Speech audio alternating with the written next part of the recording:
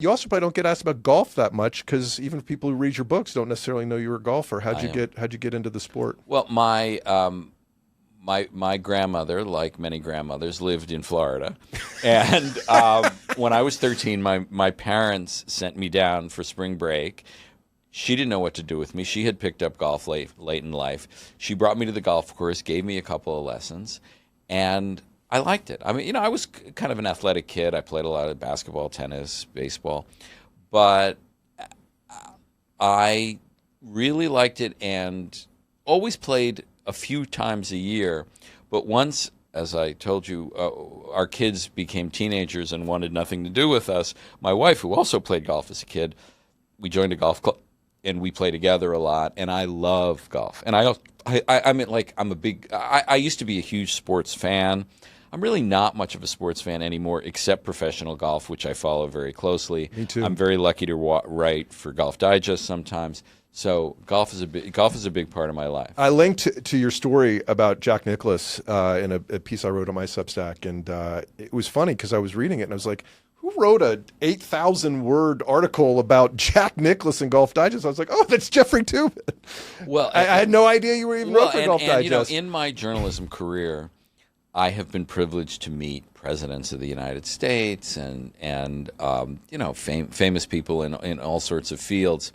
When I was getting ready to meet Jack Nicklaus, I could barely breathe. I was so because excited. You had to ask him hard questions. Well, too. I had to ask him hard questions, but also, when you are a serious golf fan, as I am, and you understand the magnitude of his accomplishments as a golfer, and had followed him through decades, I was just so in awe.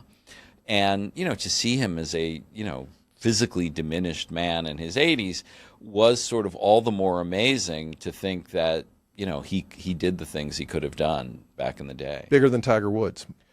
Well, this more is majors than Tiger Woods. Well, certainly more majors. The issue of Ben Hogan, Jack Nicklaus, Tiger Woods, who was the greatest golfer, is something that we could talk for a long time. I'd love to read your analysis. Well, but especially given Scotty's what he's doing right now.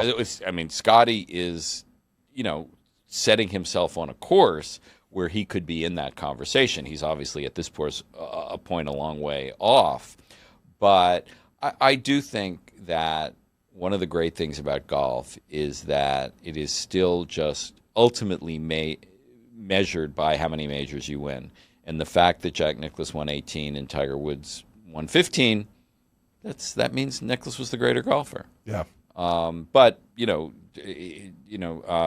Scotty Scheffler is shy of 30 years old when golfers traditionally reach their peak in their 30s and even into their 40s.